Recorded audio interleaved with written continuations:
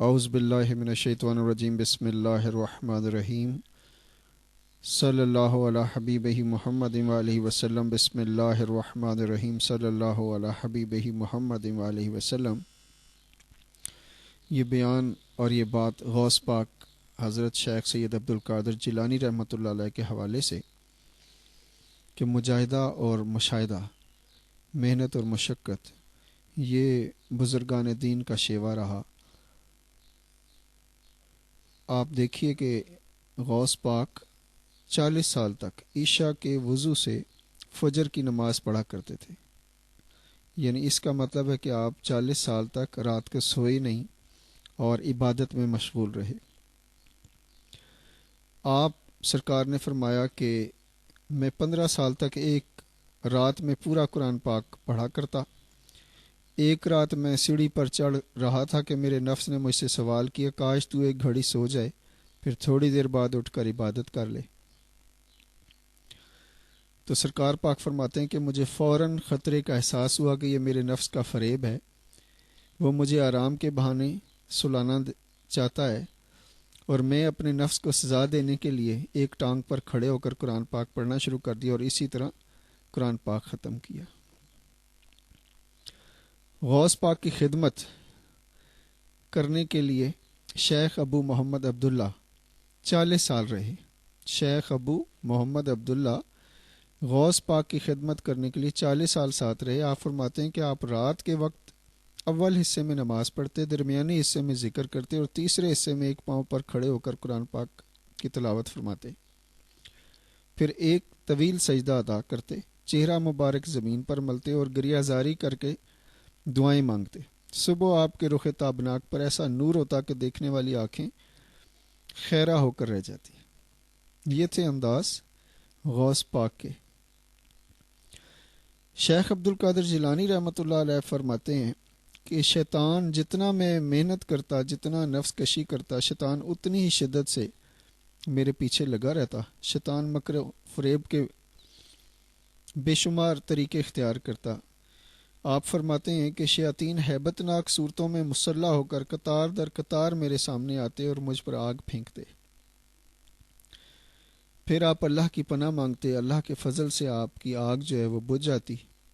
آپ فرماتے ہیں کہ ایک بدصورت شخص میرے پاس آیا اور اس نے پسندیدگی کا اظہار کیا اور فرمایا کہ عبدالقادر، معرفت کے شہنشاہ ہوتے ہوئے تم اس ویرانے میں کہاں بھٹک رہے ہو؟ اور چونکہ شیخ عبدالقادر جیلانی رحمۃ اللہ علیہ اس وقت ویرانے میں تھے، زیادہ تر تنہائی کے وقت آپ گزارا کرتے، جنگلوں میں رہا کرتے، اور اس شخص نے جب یہ کہا تو آپ سرکار نے فرمایا کہ آپ مجھے یہاں کیسے پہچانتے ہو؟ اس شخص نے کہا کہ مجھ سے بہتر آپ کو کون جانتا ہے، میں ابلیس ہوں اور آپ کو مبارکباد دینے آیا ہوں۔ اس بات پر شیخ عبدالقادر جیلانی رحمۃ اللہ علیہ تھوڑے سیدھے ہو گئے اور سمجھ گئے کہ یہ تو اب شیطان آمنے سامنے آ گیا۔ تو شیطان نے کہا کہ مجھے اور میرے گروہ کو آپ نے اپنی پرہیزگاری سے عاجز کر دیا ہے، اس لیے میں اپنی شکست تسلیم کرنے آیا ہوں اور کچھ دن آپ کی خدمت میں رہنا چاہتا ہوں۔ آپ سرکار نے اسے اجازت نہیں فرمائی۔ اتنی ہی دیر میں ایک غیبی ہاتھ آیا جس نے شیطان کے سر پر ایک کاری ضرب لگائی اور شیطان جو ہے وہ زمین میں دھنس گیا۔ شیطان چونکہ اللہ والوں کا جتنا پیچھا کرتا ہے، شاید دنیا والوں کی اتنی ہی یہ سپورٹ کرتا ہے، اس لیے دنیا والے جو ہیں دیکھیں کہاں سے کہاں پہنچ رہے ہوتے ہیں، اور اللہ والوں کا حال دیکھیں کہ وہ ایک ٹائم کھاتے ہیں تو 4 دن روزہ رکھ کے گزارا کرتے ہیں۔ آپ سرکار فرماتے ہیں کہ پھر وہی شیطان دوبارہ میرے پاس آیا، اس نے پھر طرح طرح کے اٹیک شروع کیے۔ اللہ نے فضل کیا، تیسری مرتبہ پھر شیطان نظر آیا۔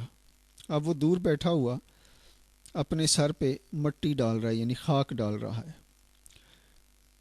اور فرماتا ہے، یعنی شیطان کہتا ہے عبدالقادر جیلانی رحمۃ اللہ علیہ سے کہ میں بالکل آپ سے مایوس ہو گیا ہوں، اور آپ نے اتنی عبادت، اتنی محنت کی ہے کہ مجھے اب افسوس ہونے لگا ہے۔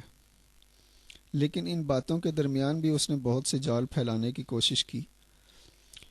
شیخ عبدالقادر جیلانی رحمۃ اللہ علیہ فرماتے ہیں کہ میں نے 1 سال تک شیطان کے بچھائے ہوئے ان جالوں پر توجہ کی، پھر ایک رات ایک رات اور ایک دن ایسا بھی آیا کہ خدا کے فضل و کرم سے وہ سب کے سب جال ٹوٹ گئے، یعنی وسوسے اور پریشانیوں کے جو جال شیطان نے پھیلائے۔ اسی طرح آپ فرماتے ہیں کہ ایک دن میرا نفس جو ہے وہ میرے سامنے ظاہر ہو گیا، اس کے سارے امراض باقی ہیں، اس کی خواہشات زندہ ہیں اور اس کا شیطان سرکش ہے۔ شیخ صاحب فرماتے ہیں یعنی آپ سرکار نے فرمایا کہ میں نے سال بھر تک اس کی طرف توجہ کی تو آخر نفس کی تمام بیماریاں جڑ سے جاتی رہیں، اس کی خواہشات مردہ ہو گئیں، اس کا شیطان مسلمان ہو گیا اور سارے کام اللہ کے لیے ہو گئے، اور میں اپنی ہستی سے جدا ہو گیا مگر پھر بھی اپنے مقصد کو نہیں پہنچا۔ دیکھیں کہ یہ سال سال ایک ایک بات پر محنت، پھر غوث پاک جیسی ہستی جو پیدائشی ولی ہیں جن کی نگرانی اللہ تعالیٰ خود فرما رہے ہیں، وہ بھی فرماتے ہیں کہ اتنی محنت مشقت کے باوجود میں اپنی منزل کو نہیں پہنچا۔ پھر آپ فرماتے ہیں کہ میں توکل کے دروازے پر پہنچا، وہاں بڑا رش تھا، لوگ بہت تھے، مشکل سے اندر گھسا۔ پھر فرماتے ہیں کہ میں شکر کے دروازے پر آیا، یہاں پر بھی بڑا رش تھا، بڑی تیزی سے گزرتا ہوا میں اندر چلا گیا۔ پھر میں غنا کے دروازے پر آیا یعنی غنی، یہاں بھی وہی رش، اندر جانا مشکل تھا۔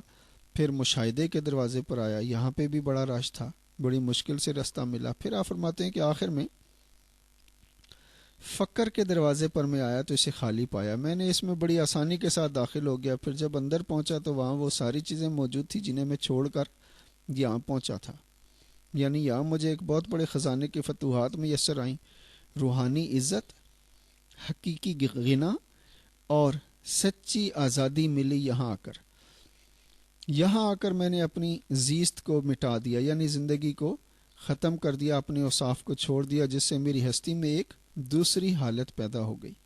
یہ جو فقر ہے، ایک دفعہ مجھے بھی ایسے دوست ایک مل گئے اتفاق سے، وہ کروڑ پتی اور بڑے جداد تھی اور تقریباً 72 سال کے قریب ان کی عمر تھی۔ انہوں نے مجھے کہا کہ کاش مجھے فقر مل جائے، تو ہم نے ان سے عرض کی کہ آپ کتنے میں یہ لینا چاہتے ہو؟ وہ کہنے لگے یہ کوئی خریدنے والی چیز ہے؟ میں نے کہا یس بالکل، اگر فقر لینا ہے تو یہ آپ کی یہ جو کروڑوں کی جائیداد ہے اس کو اللہ کے راستے میں خرچ کر دو اور یہ ساری جائیداد غریبوں میں بانٹ دو، پھر فقر مل جاتا ہے۔ تو وہ کہنے لگے کہ نہیں، میں چاہتا ہوں کہ یہ سب کچھ بھی رہے اور فقر بھی مل جائے۔ تو I must tell you here کہ ایسا نہیں ہوتا ہے، جس کو فقر چاہیے اس کو پھر سب کچھ چھوڑنا پڑتا ہے، سب کچھ بھولنا پڑتا ہے، پھر اللہ کا ہونا پڑتا ہے، اللہ اور اللہ کے رسول کی بات کو ماننا پڑتا ہے۔ اور پیروں کے پیر دستگیر آپ سرکار کی محنت مشقت کے باوجود دیکھیں کیا حال رہا کہ کئی دن کھانا نہیں کھاتے تھے آپ، اور اگر کہیں سے کھانا مل بھی جائے تو پھر دوسروں کو کھانا کھلاتے، دوسرے درویشوں کی خدمت کرتے۔ تو کاش ہماری طبیعت بھی ایسی بن جائے، ہم بھی لوگوں کی خدمت کرنے والے بن جائیں۔ آپ اپنا خیال رکھیے گا، اور یہ غوث پاک کی جب تک میں سوانح حیات آپ کی خدمت میں پیش نہیں کروں گا انشاءاللہ کوشش جاری رکھوں گا۔ Thank you very much. السلام علیکم ورحمۃ اللہ وبرکاتہ۔